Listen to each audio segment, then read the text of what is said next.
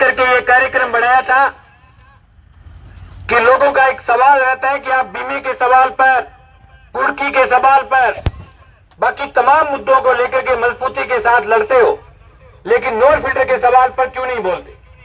हमने बड़ा मंथन किया, मंथन करके इस निष्कर्ष पर आए कि नोर फीडर के लोग जो है वो जागरूक नहीं है। लेकिन हमने यह हौसला किया कि हम गांव गांव जाएंगे, लोगों को जागृत करेंगे, खेत खेत जाएंगे, ढाणी ढाणी जाएंगे और लोगों को जागृत करके इस इलाके के नोर फीडर की एक ऐतिहासिक लड़ाई लड़ेंगे। उसी लड़ाई की शुरुआत में 20 नवंबर को हमने प्रदर्शन किया, लोग आए 200-250।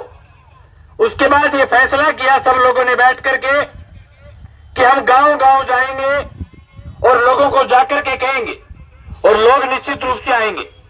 फिर हमने डेट रखी 23 तारीख। 23 तारीख को भगवान की मेहर हुई, 23 तारीख किसान दिवस था। उसके दिन थोड़ी थोड़ी बरसात हो गई और चिड़चिड़ाहट होने के कारण कार्यक्रम को कैंसिल करना पड़ा, लेकिन 2 ही दिन बाद का कार्यक्रम दे दिया। आज 26 तारीख है और आज हमारी महापंचायत पिछले 2 घंटे से चल रही है। लोग टकटकी लगा करके देख रहे हैं कि आगे क्या होगा। मैं प्रशासन के जो लोग खड़े हैं उनसे मैं खुला तौर पर कहना चाहता हूं कि जब तक मेरा भाषण खत्म हो उससे पहले पहले आपके अधिकारी यहां मिलने चाहिए, नहीं तो हम फिर रोड पर मिलेंगे। आपको खुले तौर पर कह रहा हूं मैं, सिर्फ 20 मिनट का टाइम आपको ये लग रहा है कि किसान आए गांव से इस कड़कड़ाती ठंड में और सिर्फ भाषण सुन के और आप वहां मेलों में बैठे रहोगे, हम वापस चले जाएंगे। इस प्रकार का आंदोलन नहीं है। हम अगर सड़क पर रहेंगे तो ये बात है, आपको भी सड़क पर रखेंगे। हमें इस बात का भी पता है कि यहां जो अधिकारी आएगा उसके पास हमारी नहर के 9 मांगों में से एक भी मांग मानने की औकात नहीं है, आपका डोर भी नहीं है। लेकिन फिर भी आप इस इलाके के मालिक हो, आप यहाँ के अधिकारी हो, आपका हक बनता है कि किसान बैठा हो, आप आकर के किसान कौम की बात को सुने। बड़ी शर्म और लानत की बात है, पिछले 10 साल से जो नोर फीडर इस इलाके के लिए जीवनदायिनी थी, जो नोर फीडर पूरे इलाके का पेट भरती थी, जो नोर फीडर की पूरी फसलें ले लाती थी, आज 10 साल के अंदर पूरा इलाका वीरान होता जा रहा है। आज से थोड़े दिन पहले हमारे सरसों की बुआई थी।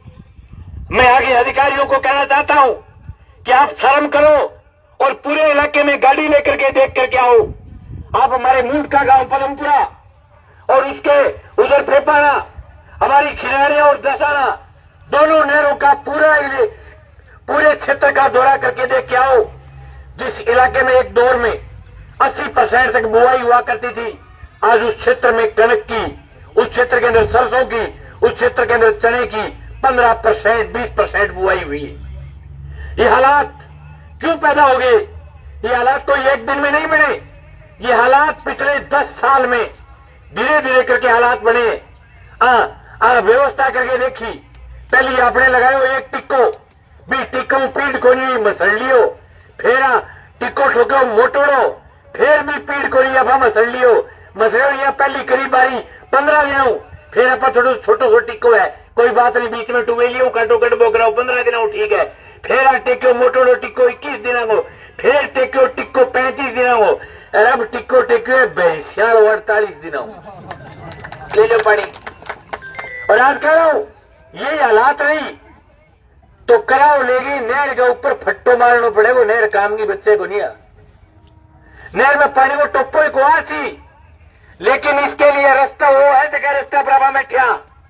हमारी लड़ाई शुरू करे 1 महीना हुआ है, 2 हफ्ता जोरदार आया, नहर टूटी, अब ले गया 8 बारी, 7 बारी नहर टूटी है तो 7 दिनों पहली नहर मंदी के गड्डी 20-20 दिन लगे नहर मानता। अरे वो छोटो सो खड़को ही चलाओ तुझे ताई आंदोलन की शुरुआत हुई नहीं, राजस्थान पोपलेन उड़की बेटा के से सूंड खड़े कर रखे राजस्थान वालों ले जाके। थारे आंदोलन की ताकत है ये, अगर हमारा लगातार चलता रहेगा। अभी तक आप सिर्फ पहली बार यहां आए हो, हम आपके बीच गए, चाहे पिछले प्रदर्शन में कुछ काश्तकार थे जो चल करके आए, लेकिन आज पहली दफा आप यहां चल करके आए हो, उसका असर 1 महीने से लगातार नहर पर दिख रहा है। मैं आज कह रहा हूं कि आज को झुंडो टांग रखी हो नहीं अपने आगे। वो के पुराने टाइम में किसान कने गद्दी हो तो वो गद्दियों के बुढ़ो पहली हो गयो, पहली हो किसान गद्दी छोड़ थोड़ी दे बड़े के काम करे गद्दी कान के सारे एक डंडो बांध दियो और डंडे के आगे हरियो झुंडो टांग दियो।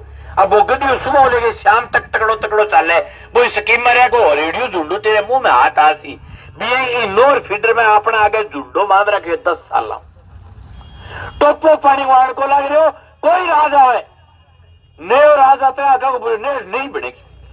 अभी भी मैं गांव में गया, बड़े वाहियात प्रकार के सवाल मिले मुझे।